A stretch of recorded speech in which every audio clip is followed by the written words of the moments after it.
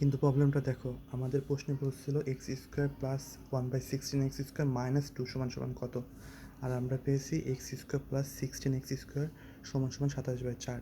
তাহলে মিসিং আছে কি -2। আমরা জানি যে আমরা চাইলে উভয় পক্ষে কোনো কিছু যোগ করতে পারি, বিয়োগ করতে পারি।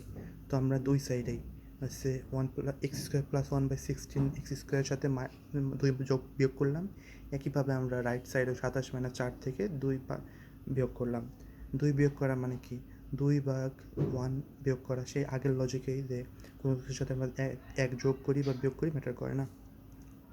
তাহলে আমাদের লেফট সাইডটা মিলে গেল, x square plus 1/16 x square minus 2 equals to, এই যে এটা লসাগু, 4 আর 1-এর লসাগু হলো 4।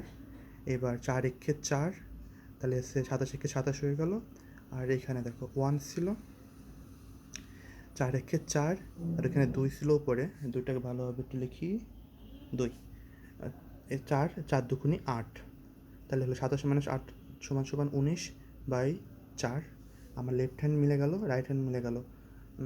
করতে অনেক সময় লাগবে, বাট যেহেতু এখন স্টেপ বাই স্টেপ করছি তাই একটু বেশি সময় লেগে গেলো। আর আগের ভিডিও কেটে গেছিলো কারণ আমার কোনো জায়গা ছিল না।